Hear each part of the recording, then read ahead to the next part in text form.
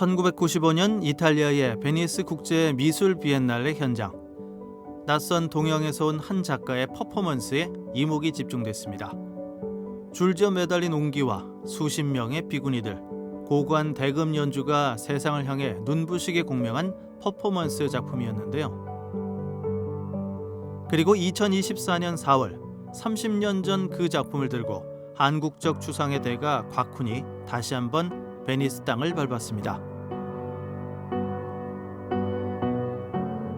항상 새로운 것을 추구하고 싶고 도전하고 싶고 그것이 내 사명이고 보람이고 외람되지만 타고난 소질이 그게 아닌가. 항상 오늘부터 새로운 것을 시작하는 그런 느낌. 그래서 청년 작가 같은 그런 말이 나왔는지도 모르겠습니다.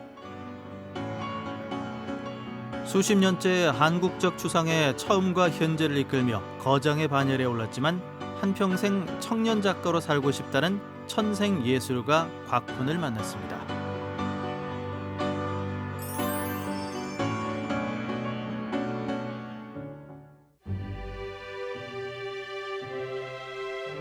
이달 초부터 서울의 한 화랑에서는 곽훈의 예술 여정 중 특별한 한 조각을 선보이고 있습니다. 1995년 베니스 비엔날레 한국관에 초대된 일대 작가들의 지난 30년의 궤적을 되짚어보는 전시인데요. 93년 독일관의 대표 작가가 되어 황금사자상을 수상하며 2년 뒤 한국관 개관을 이끈 세계적인 비디오 아티스트 고 백남준의 작업을 시작으로 프랑스와 한국을 오가며 활동한 김인겸의 작품도 선보였습니다. 작가는 당시 한국관 건물의 둥근 공간적 특성을 반영한 설치 작품으로 관심을 모았었죠. 한국 실험미술 1세대로 꼽히는 곽훈의 작업까지 30년 전의 그들과 오늘을 관통하는 다양한 작품들을 만날 수 있습니다. 올해가 베니스 비엔날레 한국관이 생긴 지 30주년이 되는 해예요. 그래서 이제 아르코 미술관에서 30주년을 기념해서 저희 첫 번째 나가셨던 작가분들과 그동안 이제 베니스 한국관에 나갔던 작가분들을 모두 초대해서 베니스 비엔날레 한국관 기념전이 열리고 있어요. 그래서 그렇게 이제 뜻깊은 행사를 기념을 하면서 예화랑도 이제 첫 번째 해에 나가셨던 백남준, 곽훈, 김인겸 그렇게 3인전을 준비하게 되었습니다. 독립된 한국관을 처음 선보인 1995년 베니스 국제 미술 비엔날레는 한국 미술계의 뜻깊은 첫걸음이었는데요. 곽훈은 당시 참가 작가 중 유일한 생존 작가로 지난 4월 다시 한번 베니스 무대에 서며 화제를 모았습니다. 곽훈 선생님 같은 경우는 그 해외에서 먼저 굉장히 인지도를 받으셨던 분이세요. 그래서 올해 이제 베니스 비엔날레 현지에서 1995년에 선보였던 그 마르코 폴로가 가지고 오지 못한 것들이라는 그 작품과 퍼포먼스를 95년에 선보이셨어요. 그래서 그때 굉장한 반응을 일으키셨었고, 그때 당시에 이제 그 퍼포먼스라는 거는 비구니 20명과 김영동 대금 연주자를 모두 모시고 가서 선생님 작품 앞에서 아주 멋진 퍼포먼스를 하셨고요. 그거를 이제 재현해서 30년 전에 실험적인 그런 그 작품을 다시 재현을 하고 저희가 왔습니다.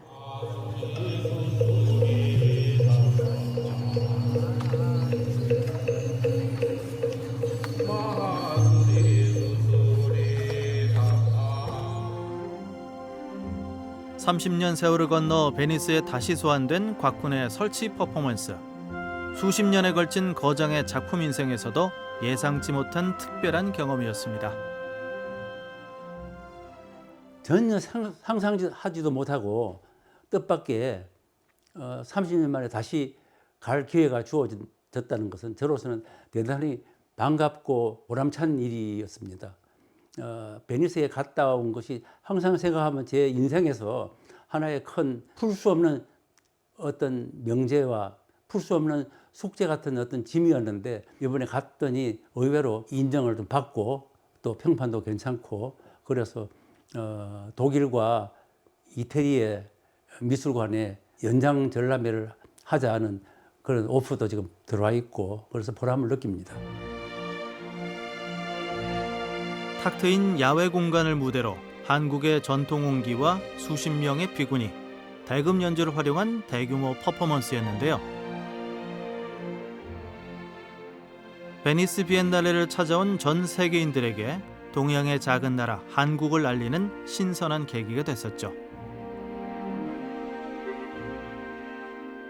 제 생각에는 콜럼버스보다도 마르코 폴로가 더 큰 영향을 주지 않았나 이런 생각이 들고, 마르코 폴로의 그 책에는 일본은 의식을 존재를 파악하고 있더라고요. 황금으로 된 어떤 섬나라. 그런데 한국은 전혀 모르고 있어요. 그러니까 오히려 마르코 폴로가 못 가져간 것이라는 그런 오기가 들지 않나 이런 생각이 듭니다.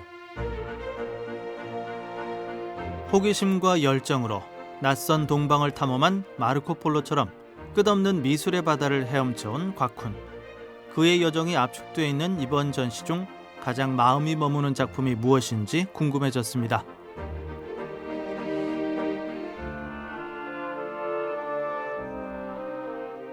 시대별로 여러 개를 갖다가 보여주려고 표현하는 것 같은데, 제가 제일 호감이 가고 관심이 가는 것은 도자기를 그린, 온기하고 연결이 되는, 흙이 구우면 도자기가 되잖아요. 그런 몇 점의 드로잉이 저는 제일 관심이 갑니다.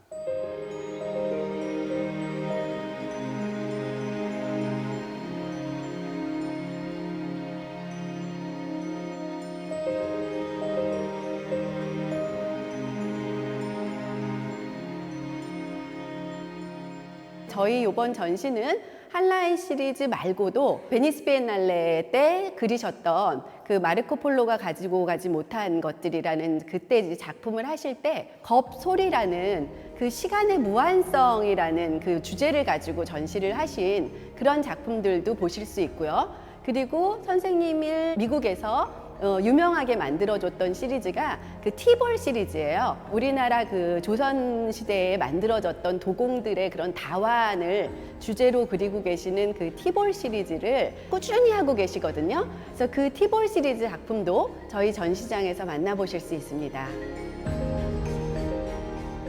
작가 생활 내내 대중에게 신선한 충격을 안겼던 곽훈. 그의 여정은 2년 전 발표한 최근작 할라잇에서 전환점을 맞았습니다.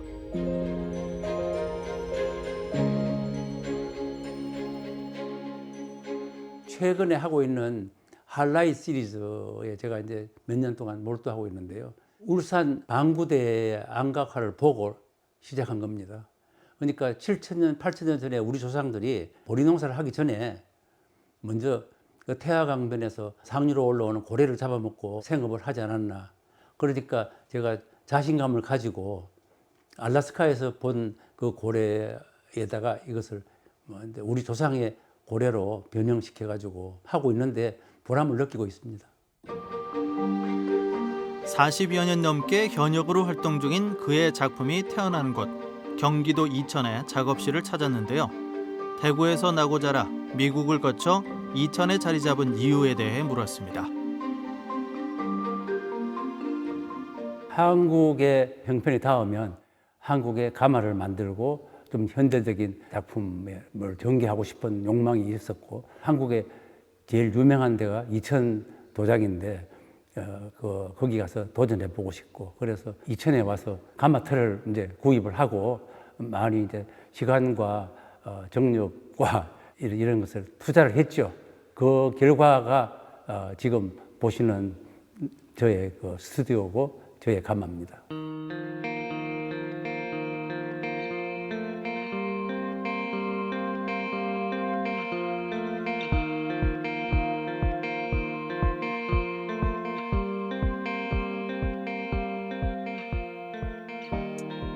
미국에 가서 광고회사에 취직을 해가지고 대학을 한 2개, 3개 다니는 그런 양의 자습을 한 거예요. 하고 이제 월급을 받으면서 일을 하고, 그리고 2만 불을 세이브를 해갖고 이제 작가가 되는 길을 찾아 나선 건데, 뉴욕 소호로 갈 계획이었는데 대륙 횡단을 해서 서부로 왔습니다. 스타리엘 이앙코라는 LA 시립미술관장을 만나고 인정을 받아서 뉴커머 쇼에서 데뷔를 했어요.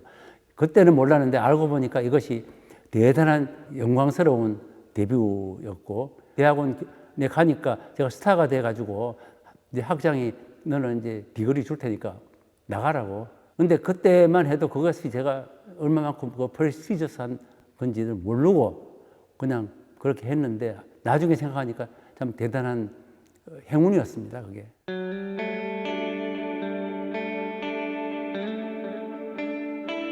아시아적 정체성을 서구의 감각으로 녹여낸 곽훈의 작품들은 한국적인 것이 세계적임을 한 번 더 입증하며 해외 화단에 신선한 반향을 일으켰습니다. 우리가 이제 김치를 한국의 식당에서 먹을 때하고 뉴욕에서 식당에서 먹을 때하고 맛이 다른 것처럼 미국 사람들이 한국의 김치를 어프리시에이트 하는 거하고 한국에서 우리가 개성 보쌈 김치를 어프리시에이트 하는 거하고 전혀 다른 이야기란 말이에요. 예술가한테 그 향토색, 그러니까 그건 있어야 되지만은 그것이 어떻게 국제화가 되는지 그것이 굉장히 중요한 하나의 방법론적이고 키포인트가 아닌가.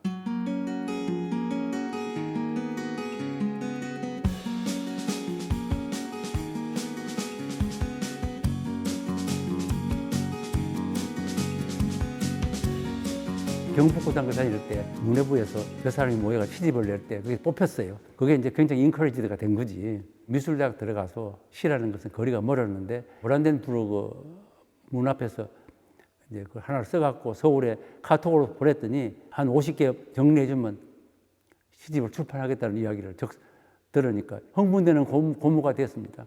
춤이 없는 도시에 비가 내리면 창문이 없는 도시에서 발에 밟히는 빗소리는 울음으로 들린다. 나그네가 무언가를 묻어두고 가야 할 도시다. 그때 그대는 내 곁에 있어 주어야 한다. 같이 깃발을 흔들어야 한다.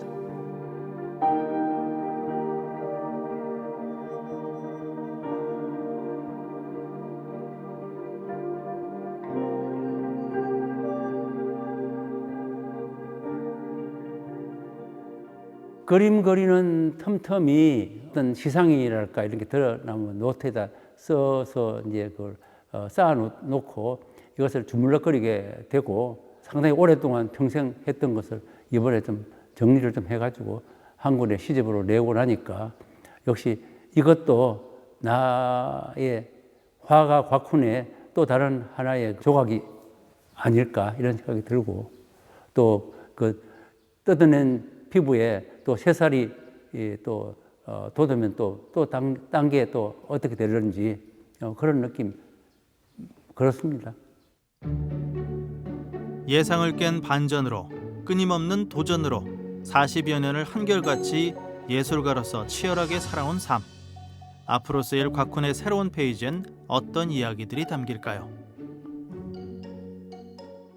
화실을 다시 다 비우고 이 빈 그 스페이스를 보면서 다시 새로운 의욕을 가지고 새로이 뭘 도전해서 제4악장을 시작해서 완성시키려고 하는 어떤 의욕과 충동을 가지고 있습니다.